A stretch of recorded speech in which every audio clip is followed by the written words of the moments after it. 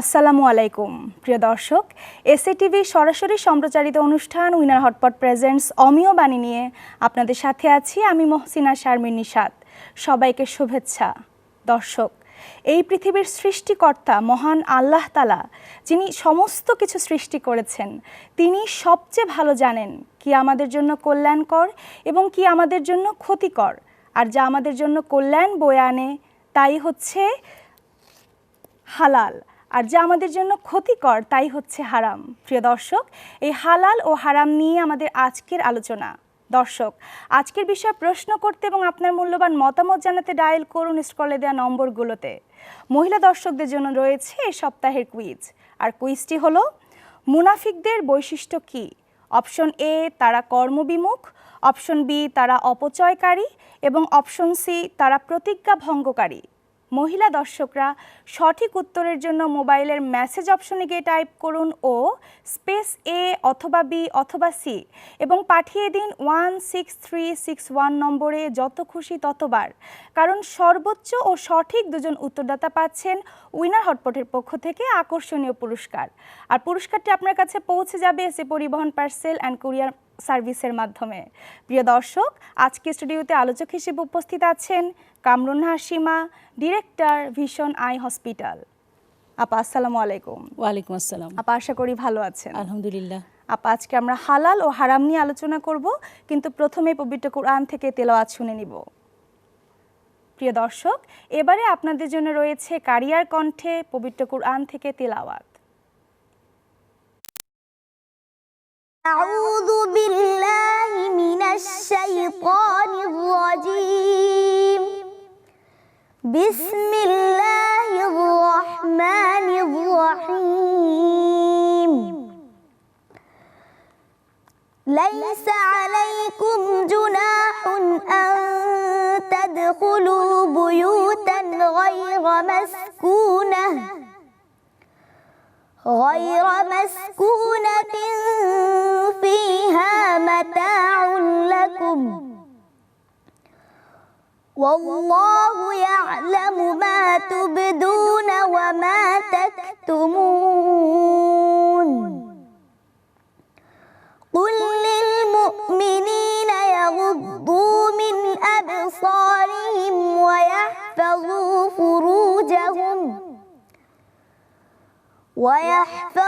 فروجهم ذلك أزكى لهم إن الله خبير بما يصنعون صدق الله العظيم।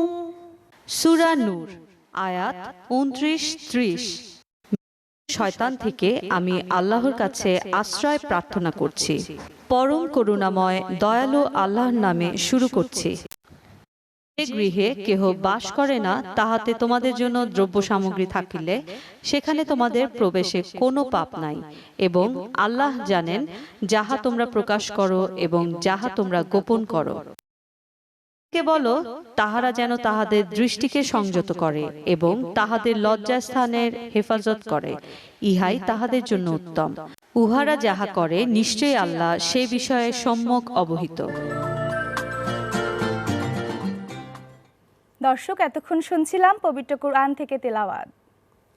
যেপা প্রথমে জানতে চাইব যে পবিত্র কোরআন শরীফে হালাল ও হারাম সম্পর্কে কি বলা হয়েছে। ধন্যবাদ। হালাল আরবি শব্দ এবং এর অর্থ হলো সিদ্ধ বা বৈধ, এবং হারাম অর্থ হলো নিষিদ্ধ বা অবৈধ। ইসলামী শরীয়তের ভাষায় যদি আমরা এটাকে ব্যাখ্যা করি তাহলে এভাবে বলা যায় যে ইসলামে যে কাজ করার বা খাওয়ার অনুমতি দিয়েছে কিংবা নিষেধ করেনি, এমন বস্তু, জিনিস বা কাজকে হালাল বলা হয়। অর্থাৎ স্পেসিফিক যেই জিনিসগুলোকে নিষেধ করা হয়েছে সেগুলো তো নিষেধ, কিন্তু এমন অনেক বিষয় আছে, অনেক বিষয় বা বস্তু বা খাবার এরকম আছে যেগুলোকে সরাসরি বলা হয় নাই, কিন্তু ওগুলোকে আবার নিষেধও করা হয়নি, তাহলে কিন্তু ওগুলো আবার আমাদের জন্য হালাল। তো আল্লাহ রাব্বুল আলামিন পবিত্র কোরআনে আসলে বলেই দিয়েছেন যে অবশ্যই আল্লাহ রাব্বুল আলামিন হালাল কাজের মধ্যে কল্যাণ এবং হারাম কাজের মধ্যে ক্ষতি রেখেছেন। এটা আমাদেরকে বিশ্বাস করতে হবে। এবং সূরা বাকারায় আল্লাহ রাব্বুল আলামিন বলেছেন, হে মানব জাতি, তোমরা পৃথিবীর হালাল এবং পবিত্র বস্তু সামগ্রী ভক্ষণ করো এখানে একদম সরাসরি আল্লাহ রাব্বুল আলামিন নির্দেশ দিয়ে দিলেন যে তোমরা এই পৃথিবীতে যেসব হালাল জিনিস রয়েছে সেগুলো খাও, অর্থাৎ যেগুলোকে হারাম করেছেন আল্লাহ সেগুলো খেও না। কারণ কোরআনে এর আগেও আবার উল্লেখ করে দিয়েছেন আল্লাহ যে ওগুলো তোমাদের জন্য ক্ষতির কারণ হয়ে দাঁড়াবে। এরপরে আবার হাদিসে রাসূল পাক সাল্লাল্লাহু আলাইহি ওয়াসাল্লাম বলেছেন অন্যান্য ফরজের মতো হালাল রুজি তালাশ করাও একটি ফরজ। এখানে রাসূল পাক সাল্লাল্লাহু আলাইহি ওয়াসাল্লাম আমাদেরকে বলে দিলেন, তার উম্মতদেরকে বলে দিলেন যে তোমরা অন্যান্য ফরজ যেগুলো পালন করবে, অর্থাৎ নামাজ, রোজা, বিভিন্ন ধরনের ফরজ ইবাদত যেগুলো তোমরা পালন করবে, পাশাপাশি হালাল রুজি অর্জন করা সেটাও কিন্তু আমাদের জন্য একটি ফরজ। এবং পরবর্তীতে আমি আলোচনা করব যে এই হালাল রুজির সাথে কিন্তু অনেক কিছু রিলেটেড, অনেক কিছু সম্পর্ক করা হয়েছে। এরপরে আবার সূরা বাকারায় আল্লাহ রাব্বুল আলামিন বলেছেন যে তিনি তো তোমাদের উপর মৃত জন্তু, রক্ত, শূকরের গোশত এবং আল্লাহ ভিন্ন অন্য কারো নামে জবেকৃত প্রাণী হারাম করেছেন। অবশ্য যে ব্যক্তি নিরুপায় হয়েছে সে সীমা লঙ্ঘনকারী নয়, তবে তার জন্য তা ভক্ষণে গুনাহ নেই, নিশ্চয়ই আল্লাহ ক্ষমাশীল এবং দয়াবান।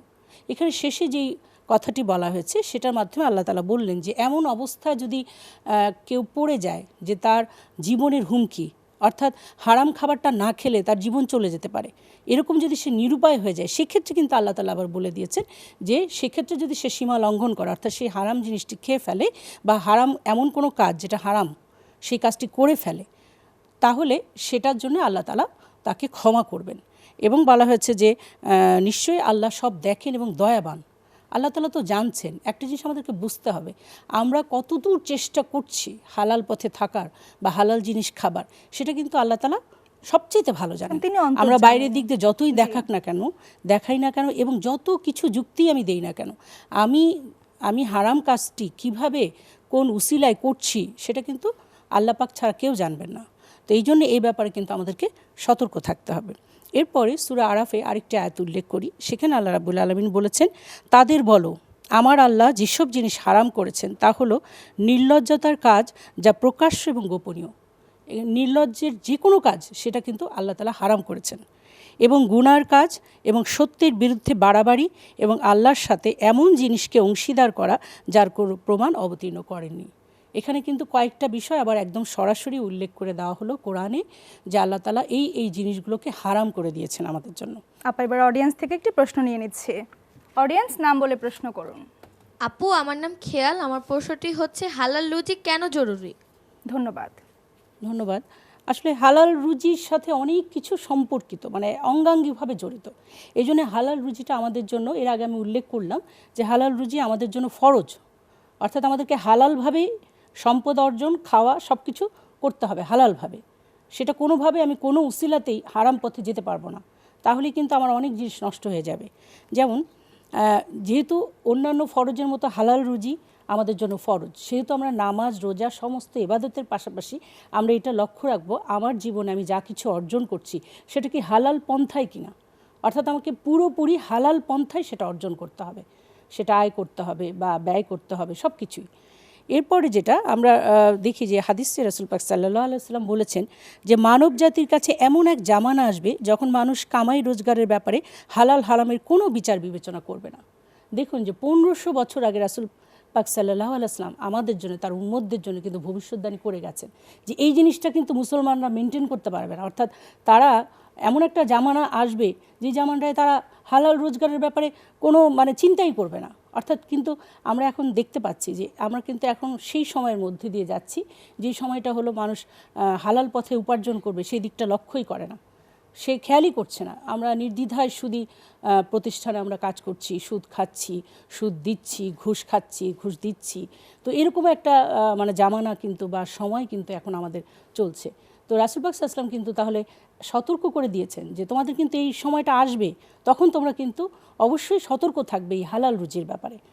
এরপরে যেটা দেখি যে রাসূল পাক সাল্লাল্লাহু আলাইহি ওয়াসাল্লাম হাদিসে আরেক জায়গায় বলেছেন যে মানুষের খাদ্যের মধ্যে সেই খাদ্যই সবচেয়ে উত্তম যে খাদ্যের ব্যবস্থা সে নিজ উপার্জিত সম্পদ দ্বারা করে। অর্থাৎ সে কোনো লোকের খাদ্য, ওই খাবারটা তার জন্য সবচেয়ে উত্তম যে হালাল পথে নিজে উপার্জিত অর্থ দিয়ে সেই খাবারটা কেনে এবং খায়, এটা কিন্তু সবচেয়ে তার জন্য উত্তম। এরপরে আরেকটি হাদিসে উল্লেখ করা আছে যে রাসূল পাক সাল্লাল্লাহু আলাইহি ওয়াসাল্লাম বলেছেন যে দেহ হারাম খাদ্য দ্বারা গঠিত তা জান্নাতে প্রবেশ করবে না। এখানে বড় একটা কিন্তু দেওয়া হলো, যে মানে যুক্তি দেওয়া হলো যে যদি তোমার শরীর হারাম খাদ্য বা হারাম উপার্জন দ্বারা গঠিত হয় তাহলে কিন্তু তোমার ওই দেহ জান্নাতেই যাবে না। অর্থাৎ জান্নাতে যাওয়ার জন্য আমাদেরকে আমাদের শরীরের রক্ত, আমরা যা খাচ্ছি, যদি রক্ত তৈরি হচ্ছে, সেই শরীরকেও কিন্তু পবিত্র রাখতে হবে। এবং সেই শরীরকে পবিত্র রাখতে হলে আমাকে হালাল রুজি করতে হবে এবং যেই খাবারগুলো আমি খাচ্ছি সেগুলো আমার হালাল হতে হবে। এরপরে যেই হাদিসটি আমি উল্লেখ করব, সেখানে রাসূল পাক সাল্লাল্লাহু আলাইহি ওয়াসাল্লাম বলেছেন যে হারাম পথে উপার্জিত ধন সম্পদ দান করলে সেই দান কবুল হবে না।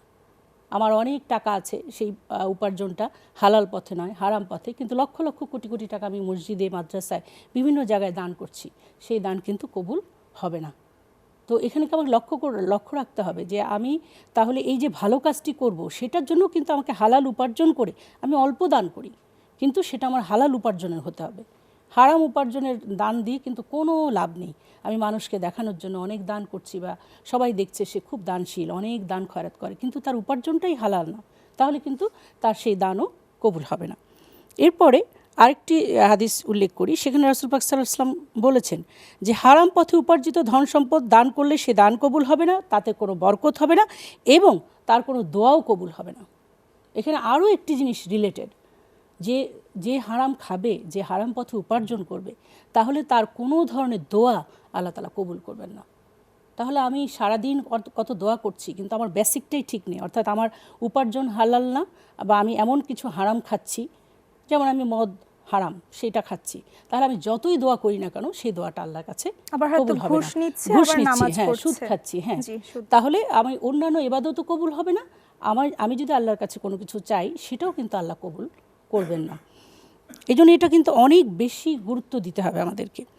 এরপরে আরেকটি হাদিসে রাসূল পাক সাল্লাল্লাহু আলাইহি ওয়াসাল্লাম বলেন যে আল্লাহ পবিত্র, তাই আল্লাহ রাব্বুল আলামিন পবিত্র জিনিস কবুল করেন। যেহেতু আল্লাহ রাব্বুল আলামিন পবিত্র, সেহেতু আমরা যা কিছুই করব সেটা পবিত্রতা থাকবে তার ভিতরে। যেমন আমরা জানি যে কোনো ইবাদতের মধ্যেও কিন্তু আপনার বেদাত ঢুকে যায়, অনেক সময় দেখা যায় যে শিরক ঢুকে যায়। তো এগুলো হলে পারে কিন্তু আমার সেই ইবাদতটাও কিন্তু কবুল হবে না।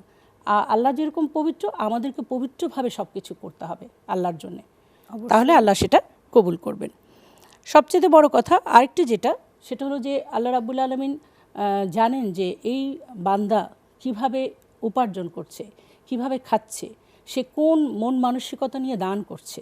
তো এই জন্য আল্লাহ রাব্বুল আলামিন যেহেতু অন্তরের সব খবর জানেন, সেই জন্যে এখানে বলা হয়েছে যে কোনো নেক আমলের প্রতিদানও আল্লাহ তাআলা দিবেন না। যদি সে হারাম মন মানসিকতা নিয়ে, হারাম উপার্জন নিয়ে, হারাম খাবার নিয়ে যদি সে কোনো ভালো আমল করে, তাহলে সেটাও প্রতিদান আল্লাহ তাআলা দিবেন না। আমরা অডিয়েন্স থেকে আরেকটি প্রশ্ন নিয়ে নিচ্ছি। অডিয়েন্স, নাম বলে প্রশ্ন করুন। আপু, আমি সাফরিন, আমার প্রশ্নটি হচ্ছে ইসলামে সুদের ব্যাপারে কি বলা হয়েছে? ধন্যবাদ। আমরা অডিয়েন্সের প্রশ্নের উত্তরে যাওয়ার আগে একটি বিরতি নিয়ে নিব। প্রিয় দর্শক, সময় হলো একটি বিরতি নেওয়ার, সাথেই থাকুন।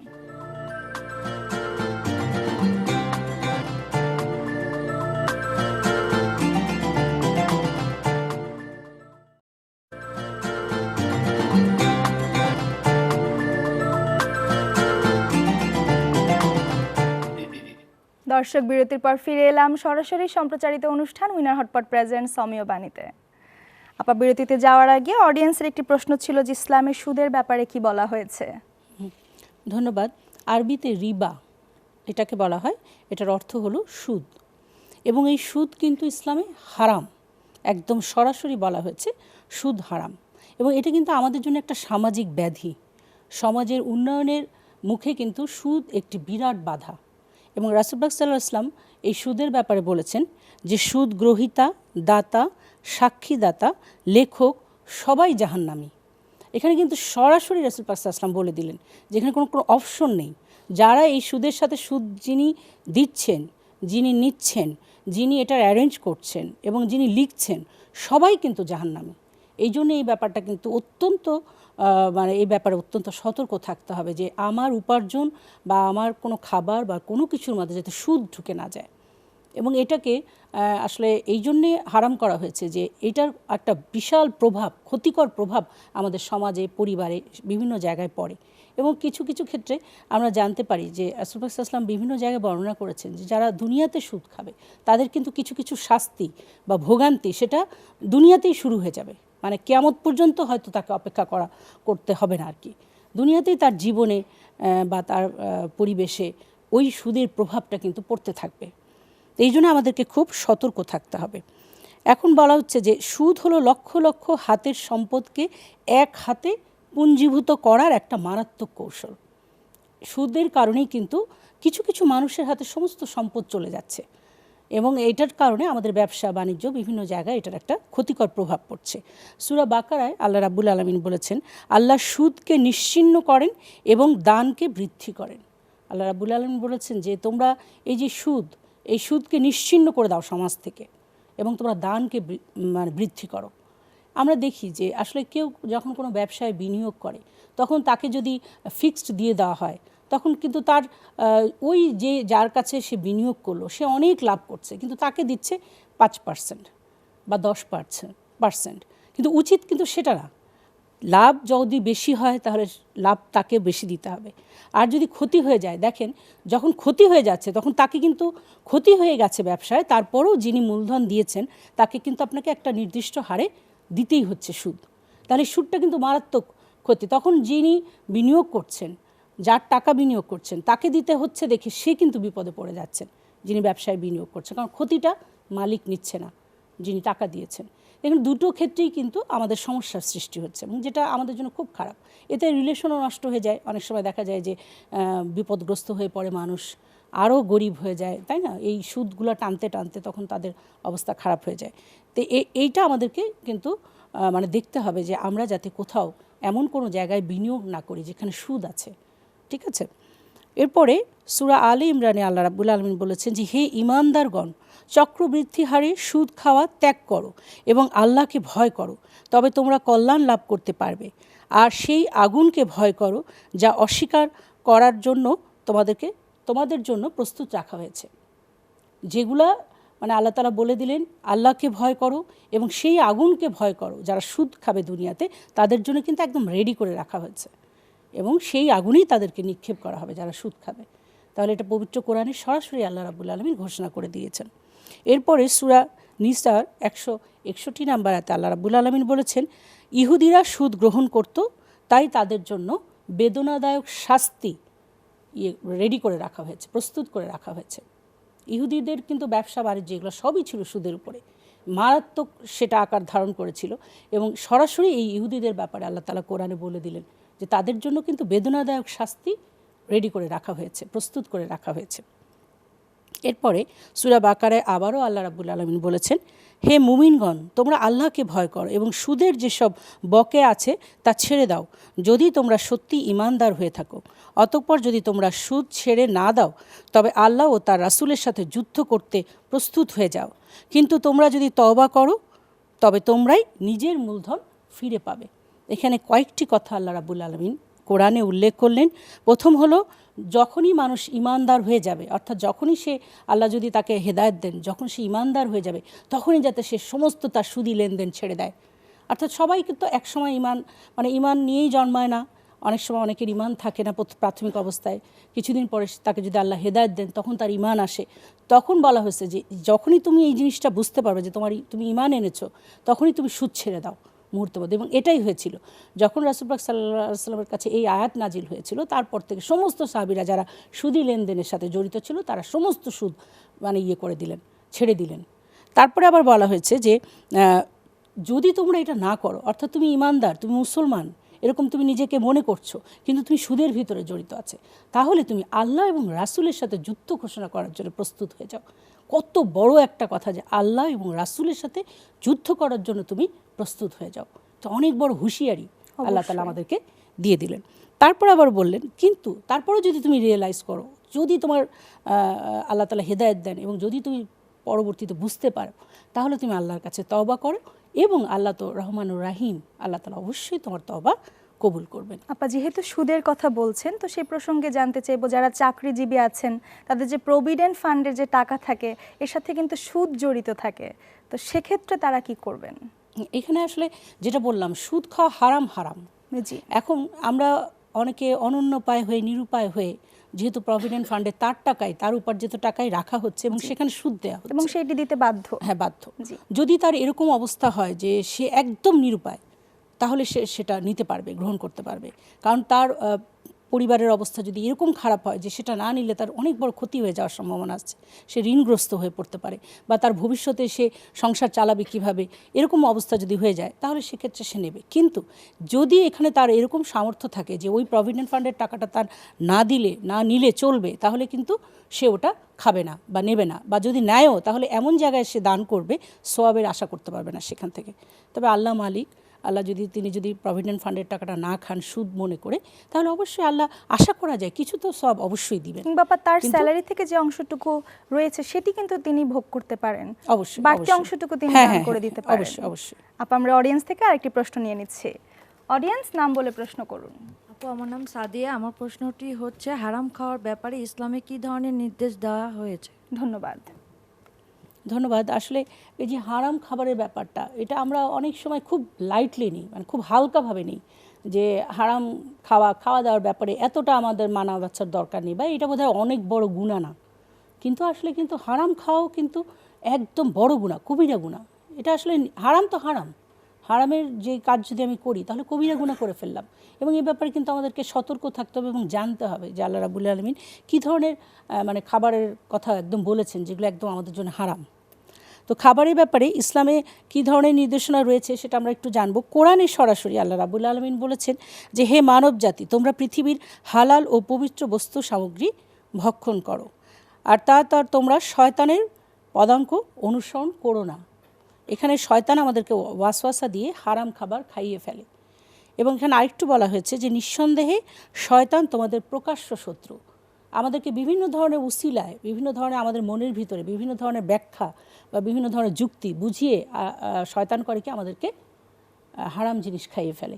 যেমন যারা মদ্যপায়ী বা অন্য হারাম খাবার খাচ্ছেন, দেখা যাচ্ছে মানে যেগুলো জিনিস আমাদের জন্য হারাম করা হয়েছে যেসব খাবার, সেই সব খাবার আপনি যারা খায় দেখবেন যে তারা কোনো না কোনো যুক্তি দেয়, বলে যে এটা কি হচ্ছে, এটা তো আর তেমন কিছু নয়, হালকা একটা ব্যাপার, বা আমার হয়তো অশান্তি লাগছে, মনের দুঃখ ভুলানোর জন্য আমি মদ খাচ্ছি, হ্যাঁ এটার তো আর কোনো রাস্তা নেই, মদ খেলে আমি আমার দুঃখ ভুলে যাব।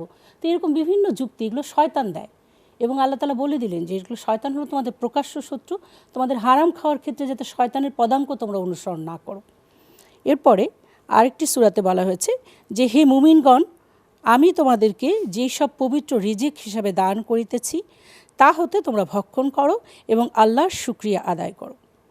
এখানে আল্লাহ রাব্বুল আলামিন বলেছেন যে আমি পবিত্র যেসব জিনিস, দুনিয়াতে অসংখ্য জিনিস রয়েছে যা আমরা সব খেতে পারি, এগুলো সবই হলো পবিত্র, যা কিছু হালাল সব পবিত্র, সেগুলো খেতেও বলেছেন এবং সঙ্গে সঙ্গে আবার আল্লাহর শুকরিয়া আদায় করার কথা বলা হয়েছে। এই জিনিসটাও কিন্তু আমরা লক্ষ্য করব যে কোরআনেই আল্লাহ তাআলা বলে দিচ্ছেন তোমরা যখনই খাবে তখন আল্লাহর শুকরিয়া আদায় করো, অর্থাৎ খাবার পরে আমরা যেন আলহামদুলিল্লাহ আল্লাহর শুকরিয়া আদায় করি। এটা কিন্তু আল্লাহ তাআলা এখানে আমাদেরকে শিখিয়ে দিয়েছেন। হাদিসে বলা হয়েছে যে রাসূল পাক সাল্লাল্লাহু আলাইহি ওয়াসাল্লাম বলেন, যে শরীর হারাম খাদ্য দ্বারা গঠিত তা জান্নাতে প্রবেশ করবে না। এর আগেও আমি উল্লেখ করেছি যে রাসূল পাক সাল্লাল্লাহু আলাইহি ওয়াসাল্লাম বলেছেন হারাম খাদ্য যদি খেয়ে ফেলি আমি, তাহলে সেই শরীর আমার জান্নাতে প্রবেশ করবে না। এরপরে কী ধরনের বস্তু আমাদের জন্য হালাল করা হয়েছে বা খাবার হারাম করা হয়েছে একটু উল্লেখ করি।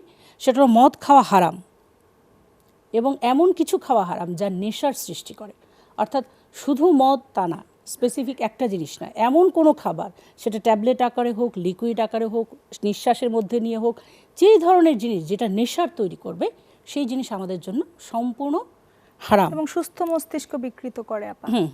অবশ্যই অবশ্যই। এরপরে বলা হচ্ছে যে আল্লাহর নাম ছাড়া অন্য কারো নামে জবাই করা পশুর যে মাংস সেটা খাওয়া আমাদের জন্য হারাম। আমি যদি না জানি যে এটা আসলে আল্লাহর নামে জবাই করা হয়েছে কিনা, আমি যদি কনফার্ম না জানি, তাহলে সেই জিনিস খাওয়া কিন্তু আমার জন্য হারাম। যেমন আমরা পাশ্চাত্যে কোনো দেশে বেড়াতে গেলে অনেক সময় আমরা একটু কনফিউজড হই যে যেই মাংসটা আমরা খাচ্ছি সেটা কি আদৌ হালাল পন্থায় জবাই করা হয়েছে কিনা। সেটা যদি আমি না জানি, যদি আমার কনফিউশন থাকে, কারণ হালাল খাবারের মধ্যে আবার লেখা থাকে, বা আমি যেখানে হালাল ফুড পাবো সেখানে কিন্তু বলা থাকে যে এগুলো সব হালাল, তখন সেখানে আপনি নির্দ্বিধায় খেতে পারেন। কিন্তু যেখানে আপনি জানেন না যে এই খাবারটা, এই মুরগির মাংস, এই গরুর মাংস বা খাসির মাংস এগুলো আল্লাহর নামে জবাই করা হয়েছে কিনা, সেক্ষেত্রে কিন্তু সেটা খাওয়া যাবে না। সেখানে কিন্তু আমাদেরকে সতর্ক থাকতে হবে। আমি ভেজিটেবল খাবো বা মাছ জাতীয় খাবার খাবো, কিন্তু মাংস জাতীয় খাবার খাওয়ার সময় অবশ্যই আমাকে লক্ষ্য রাখতে হবে যেটা আল্লাহর নামে জবাইকৃত হয়েছে কিনা। এবং মুশরিক যারা আছেন তারা আল্লাহর নামে জবাই করে না, তাদের বাড়িতে খাবার সময় কিন্তু আমাকে লক্ষ্য রাখতে হবে যেই মাংসটা আমরা খাচ্ছি সেটা কি আসলে তারা কে আমাদের জন্য, মুসলমানদের জন্য হালাল পন্থায় জবাই করে দিচ্ছে কিনা। তো এই ব্যাপারে কিন্তু আমাদেরকে সতর্ক থাকতে হবে। এরপরে যেটা একটি হাদিসের মাধ্যমে আমরা পাই, রাসূল পাক সাল্লাল্লাহু আলাইহি ওয়াসাল্লাম সোনা এবং রূপার পাত্রে পানীয় বা খাবার খেতে নিষেধ করেছেন।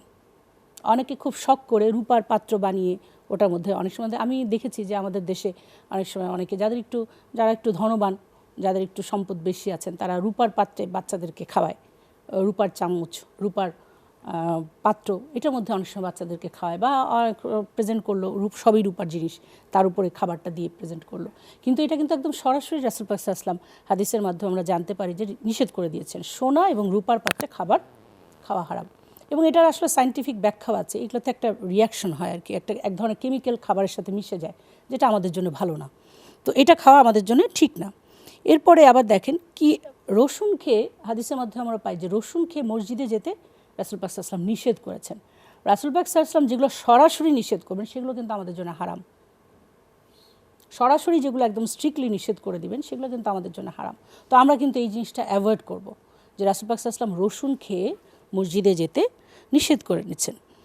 এরপরে বলা হয়েছে যে একটি হাদিসে আমরা পাই, রাসূল পাক সাল্লাল্লাহু আলাইহি ওয়াসাল্লাম বলেছেন পানির নিচে সব ধরনের জন্তুই হালাল, শুধু কয়েক ধরনের ছাড়া, যেটা হলো যেই জন্তু হিংস্র এবং যেই জন্তু বা পশুর ধারালো নখ রয়েছে, এগুলো ওদের মাংস খাওয়া হারাম।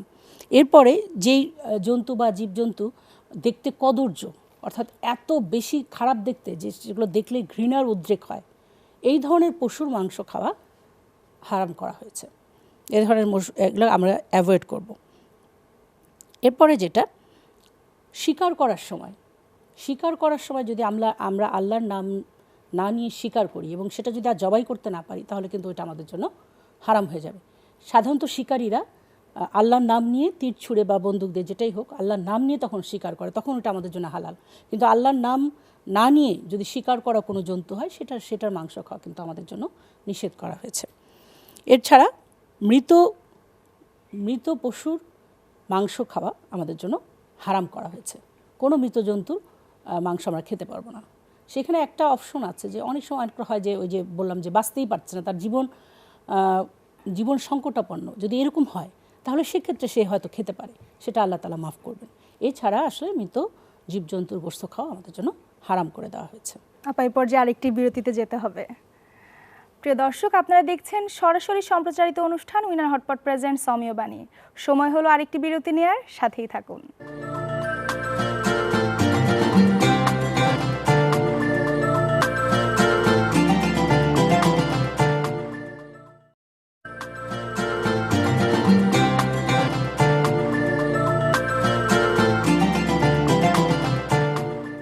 দর্শক, বিরতির পর সবাইকে আবারও স্বাগত জানাচ্ছি সরাসরি সম্প্রচারিত অনুষ্ঠান উইনার হটপট প্রেজেন্ট সৌমিয় বাণীতে। জি আপা, এবার অডিয়েন্স থেকে আমরা আরেকটি প্রশ্ন নিয়ে নিব। অডিয়েন্স, নাম বলে প্রশ্ন করুন। আপু, আমার নাম পিঙ্কি। আমার প্রশ্নটি হচ্ছে, কী ধরনের পোশাক পরিচ্ছদ হারাম করা হয়েছে? ধন্যবাদ। আসলে এই ব্যাপারেও কিন্তু আমরা স্পেসিফিক কিছু নির্দেশনা পেয়ে থাকি, যেটা রাসূল পাক সাল্লাল্লাহু আলাইহি ওয়াসাল্লাম বর্ণনা করেছেন বিভিন্ন হাদিসের মাধ্যমে। এবং আমরা জানি যে আমাদের নবী সৌন্দর্যকে অত্যন্ত পছন্দ করতেন এবং তিনি সুন্দর পোশাক পরতে বলেছেন। একবার দেখা গেল একজন সাহাবী জীর্ণ শীর্ণ পোশাক পরে রাসূল পাক সাল্লাল্লাহু আলাইহি ওয়াসাল্লামের কাছে আসলেন। তখন রাসূল পাক সাল্লাল্লাহু আলাইহি ওয়াসাল্লাম তাকে সরাসরি জিজ্ঞেস করলেন, তোমার কি ভালো কোনো পোশাক নেই? তখন তিনি উত্তর দিলেন, হুজুর, ভালো পোশাক পরে কি হবে, আমি যেরকম সেরকমই থাকলেই তো ভালো লাগে। তখন রাসূল পাক সাল্লাল্লাহু আলাইহি ওয়াসাল্লাম বললেন যে তোমার যদি ভালো কোনো পোশাক থাকে তবে তুমি তাই পরিধান করো। অর্থাৎ আমরা যদি এরকম মনে করি যে আমরা নর্মাল, আমার ভালো পোশাক আছে কিন্তু আমি নর্মাল দিনহীনভাবে চলি, ওগুলা সব রেখেই দেই, পরি না, মানুষের সামনে গেলে মানুষ যদি আবার মনে করে অহংকারী বা মানুষ যদি মনে করে বেশি ফ্যাশনেবল, এটা কিন্তু না। আমাদেরকে মার্জিত পোশাক পরতে হবে, পরিষ্কার পরিচ্ছন্ন পোশাক পরতে হবে এবং ভালো পোশাক থাকলে সেটাই পরিধান করতে হবে। ভালো পোশাক রেখে আমি কাটা ছেঁড়া বা ময়লা জীর্ণ শীর্ণ পোশাক কিন্তু পরবো না। রাসূল পাক সাল্লাল্লাহু আলাইহি ওয়াসাল্লাম এটা পছন্দ করতেন, তাহলে সেটা সুন্নত হিসেবেও আমরা এটা মেনে চলব। এরপরে দেখা যাচ্ছে যে আল্লাহ রাব্বুল আলামিন সূরা আরাফে বর্ণনা করেছেন। আল্লাহ বলেন যে বলো আল্লাহ স্বীয় বান্দাদের জন্য যেসব শোভার বস্তু এবং বিশুদ্ধ জীবিকা সৃষ্টি করেছেন তাকে কে হারাম করেছে। এই কথাটা এখানে বলা হয়েছে এই কারণে যে আল্লাহ রাব্বুল আলামিনই কিন্তু এই পৃথিবীতে বিভিন্ন শোভা সুন্দর জিনিস কিন্তু আল্লাহ তাআলা সৃষ্টি করেছেন। আমাদের মানুষের জন্য এগুলোকে হারাম করা ঠিক না। আল্লাহ যেগুলোকে সুন্দর করেছেন, হালাল করেছেন, সেগুলো আমরা কিন্তু একদম এটাকে খারাপ মনে করে পরবো না বা করবো না, সেটা কিন্তু করা যাবে না।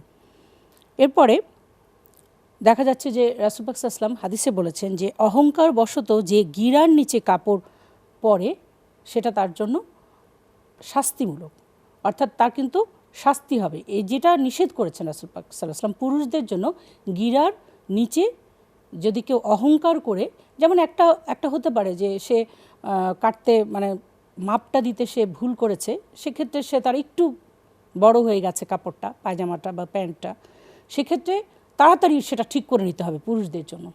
গিরার উপরে কিন্তু কাপড় পরা সুন্নত, এবং এটা যে যারা অহংকারবশত গিরার নিচে কাপড় পরবে, অনেকে দেখি যে আমরা একদম ঝুলিয়ে একদম স্যান্ডেলের নিচে বা জুতার নিচে চলে যাচ্ছে, এই ধরনের কাপড় পরে ফ্যাশন করার জন্য, সেটা কিন্তু একদম নিষেধ করা হয়েছে, অর্থাৎ এটা হারাম। এবং একটা হাদিসে এটাও উল্লেখ করা হয়েছে যারা এই কাজটি করবে তাদের ওই অংশটুকু জাহান্নামের আগুনে জ্বালানো হবে। এরপরে যেটা রাসূল পাক সাল্লাল্লাহু আলাইহি ওয়াসাল্লাম আরও বলেছেন যে পুরুষদের জন্য গেরুয়া বা জাফরান রঙের কাপড় পরা নিষেধ করেছেন। এটাকে আমাদের ফাইন্ড আউট করতে হবে। এটা হলো এক ধরনের রং, জাফরানি রং, যেহেতু আরবি যে ওয়ার্ডটাকে ব্যবহার করা হয়েছে, যে শব্দটাকে ব্যবহার করা হচ্ছে, সেই অনুযায়ী অর্থ যদি আমরা সেটাকে বের করি তাহলে সেটা আসে গেরুয়া বা জাফরানি রঙের মতন। এটা কিন্তু না হলুদ না অরেঞ্জ, মানে এটার মাঝামাঝি একটা রং। তো এই রঙের কাপড় পরা কিন্তু রাসূল পাক সাল্লাল্লাহু আলাইহি ওয়াসাল্লাম নিষেধ করে দিয়েছেন পুরুষদের জন্য। আমাদেরকে বুঝতে হবে মেয়েদের জন্য সব রং হালাল, কিন্তু পুরুষদের জন্য এই রংটাকে রাসূল পাক সাল্লাল্লাহু আলাইহি ওয়াসাল্লাম নিষেধ করে দিয়েছেন। এছাড়া রেশমের এবং রেশমজাত কাপড় পরাও পুরুষদের জন্য নিষেধ করা হয়েছে। রেশমের পিওর সিল্ক এবং সিল্ক মিশানো এই ধরনের কাপড় পরা পুরুষদের জন্য হারাম, নিষেধ করে দেওয়া হয়েছে। তারপরেও যদি এরকম হয়, এখানে একটা অপশন আছে যে যদি এমন কোনো কারণে রেশমের কাপড়, তার এমন কোনো স্কিন ডিজিজ আছে যেটার কারণে রেশমের কাপড় পরলে তার জন্য ভালো, যদি এটা কেউ সাজেস্ট করে তাহলে সে সেক্ষেত্রে পরতে পারে, অর্থাৎ অন্য পায় হয়ে বা তার খুব জরুরি এটা পরা, তাহলে সেক্ষেত্রে সে পরতে পারবে। এরপরে দেখা যাচ্ছে যে পুরুষদের জন্য স্বর্ণের আংটি একদম পরা নিষেধ। সোনার আংটি পরা পুরুষদের জন্য নিষেধ করা হয়েছে। সেক্ষেত্রে মানে ইমিটেশনের জিনিস পরতে পারে, তারপরেও এটা যেহেতু আংটি পরাটা ঠিক না, অনেকে কনফিউজড হয়ে যায় যে একদম গোল্ডের মতো দেখতে একজন আংটি পরলো ইমিটেশনের, কিন্তু অন্য অন্য লোকরা বাইরে থেকে দেখে বুঝবে না, তখন সে কিন্তু আবার উৎসাহিত হবে যে সে বোধহয় সোনাই পড়েছে। তো সেক্ষেত্রে যেহেতু কনফিউজড হতে পারে মানুষ, তার সম্পর্কে একটা ভুল ধারণা করতে পারে, সেক্ষেত্রে আংটি বা স্বর্ণালঙ্কার এটা আসলে পুরুষদের জন্য হারাম করা হয়েছে। এরপরে যেটা হারাম করা হয়েছে যে ছেলেদের পোশাক মেয়েরা পরবে না, মেয়েদের পোশাক ছেলেরা পরবে না, এটা একদম হারাম। অর্থাৎ একটা মেয়ে সে ছেলেদের পোশাক পরছে, একদম হারাম। আবার কোনো ছেলে মেয়েদের পোশাক পরছে, মেয়েরা ছেলেদের মতো পোশাক পরছে, এটা একদম নিষেধ করা হয়েছে। এবং এক্ষেত্রে চুল কাটার ক্ষেত্রেও একই কথা প্রযোজ্য। মেয়েরা ছেলেদের মতো চুলের কাটিং দিতে পারবে না, আর ছেলেরা মেয়েদের মতন চুল রাখতে পারবে না। চুল লম্বা করলো বা কাটিংটা ওইভাবে দিল বা ব্যান্ড বাঁধলো, এই ধরনের কিছু করলো। আর মেয়েরা হলো একদম বয়েজ শার্ট যেটা বলে, একদম চুল নাই, ছোট ছোট, হ্যাঁ, এরকম করে ঘুরে বেড়ালো, এটা আসলে নিষেধ করা হয়েছে। এর ক্ষেত্রে কিন্তু আমাদের বর্তমান সময় আমরা দেখি যে অনেক সময় আমরা নিজেরাও কনফিউজড হয়ে যাই, পিছন দিক দেখে ঠিক কোনটা ছেলে কোনটা মেয়ে এটা কিন্তু আমরা বুঝতে পারি না। চুলের কারণেও এটা হয়, অনেক সময় পোশাকের কারণেও কিন্তু এটা হয়ে থাকে। এরপরে সাজসজ্জাটাও, চুল কাটার সাথে কিন্তু সাজসজ্জাটাও কিন্তু বলা হয়েছে যে পুরুষরা মেয়েদের মতন সাজগোজ করতে পারবে না। অনেক সময় দেখা যায় যে আমরা দেখি যে ছেলেরা অনেক সময় একটু মেইলি ভাব আনার জন্য চোখে কাজল নেয়, ঠোঁটটা একটু লাল করার জন্য লিপস্টিক নিচ্ছে বা সাজগোজ করছে। আবার অনেক সময় মেয়েরাও দেখা যায় যে এমন কিছু করলো যেটা ছেলে ভাব একটা লাগলো, তো সেটা করা যাবে না। পুরুষদের এবং মেয়েদের উভয়েরই পাতলা কাপড় পরা হারাম করা হয়েছে। সেটা পুরুষদের ক্ষেত্রেও এবং মেয়েদের ক্ষেত্রেও। হয়তো পুরুষদের ক্ষেত্রে মনে করা যেতে পারে, কিন্তু তাদের নিচের এই পোর্শনটুকুন বলা হচ্ছে ডাবল কাপড় পরতে। একটা হাদিসে কিন্তু আবার উল্লেখ করে দেওয়া আছে যে পুরুষরাও মানে নিচে থেকে যেটুকুন তাদের সতর সেটুকুন তারা পাতলা কাপড় পরতে পারবেন না, সেক্ষেত্রে তাদেরকে ডাবল কাপড় পরতে হবে আর কি। তো আর মেয়েদের জন্য তো একেবারেই নিষেধ, তাদের শরীরের ভিতরের কোনো অংশ দেখা যায়, এই জন্যই পাতলা কাপড় একদম হারাম করা হয়েছে। এরপরে যেটা, পুরুষ এবং নারী উভয়ই সতর ঢাকতে হবে, এটা ফরজ, এবং সতর উন্মুক্ত করাটাই হারাম। অর্থাৎ মহরম ছাড়া যদি বাইরের কারোর সামনে সতর উন্মুক্ত করাটাই আমাদের জন্য কিন্তু হারাম। অর্থাৎ যতটুকুন ঢেকে রাখা সতর সেটুকুন কিন্তু ঢাকতে হবে। অনেক সময় পুরুষরা হয়তো মনে করতে পারেন তাদের নাভির নিচ থেকে পা পর্যন্ত গোড়ালি পর্যন্ত হাঁটু পর্যন্ত যে তাদের সতর, এটা তারা বোধহয় উন্মুক্ত রাখতে পারেন। নাভির অনেক নিচে অনেকে প্যান্ট পরেন বা কাপড় পরেন, অনেকে দেখা যায় যে হাফ প্যান্টটা এতই ছোট যে তাদের হাঁটুর উপরে উঠে গেল, তো এটা কিন্তু করা যাবে না, এটা কিন্তু আবার হারাম। এটা আমরা আমাদের সন্তানের ক্ষেত্রে হোক, আমাদের আত্মীয় স্বজনের মধ্যেও হোক, যারা এই কাজটি করেন তাদেরকে বলতে হবে যে সতরটা কিন্তু ঢাকতেই হবে। আর মেয়েদের ক্ষেত্রেও কিন্তু সেম, তাদেরকে চুল সবসময় ঢাকতে হবে। মহরম আত্মীয় ছাড়া কারোর সামনে এই যে এগুলো বের করা যাবে না, হাতের কবজি পর্যন্ত, পায়ের গোড়ালি পর্যন্ত, এগুলো সবসময় ঢাকতে হবে, এবং এটা উন্মুক্ত করাই কিন্তু হারাম। জি আপা, খুবই সংক্ষেপে জানতে চাইবো যে এই যে বর্তমান সময়ে আমরা হালাল হারামের কিন্তু অনেক পার্থক্যগুলো আমরা দেখতে পাই, তো এই ব্যাপারে করণীয় কি আছে আমাদের সকলের? ধন্যবাদ। সংক্ষেপেই বলি যে প্রথম যেটা আমাকে করতে হবে সেটা হলো যে আমার পরিবারে আগে আমাকে এই জিনিসটাকে এস্টাবলিশ করতে হবে। অর্থাৎ আমার পরিবারে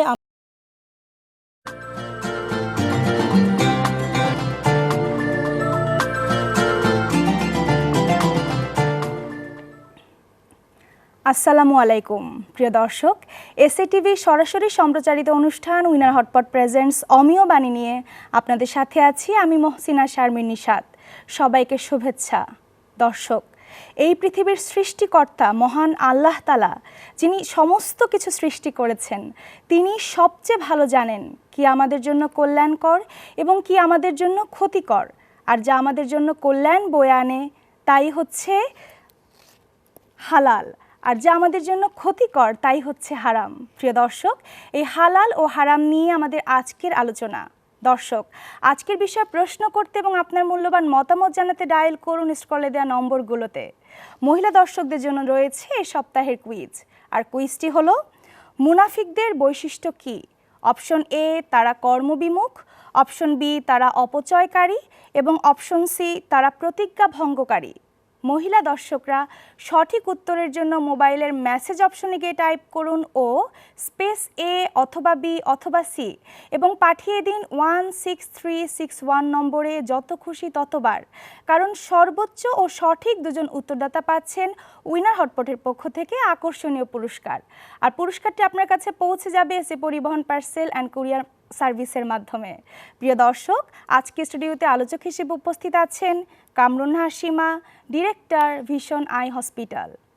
আপা আসসালামু আলাইকুম। ওয়ালাইকুম আসসালাম। আপা, আশা করি ভালো আছেন। আলহামদুলিল্লাহ। আপা, আজকে আমরা হালাল ও হারাম নিয়ে আলোচনা করব, কিন্তু প্রথমে পবিত্র কোরআন থেকে তেলাওয়াত শুনে নিব। প্রিয় দর্শক, এবারে আপনাদের জন্য রয়েছে কারিয়ার কণ্ঠে পবিত্র কোরআন থেকে তেলাওয়াত। أعوذ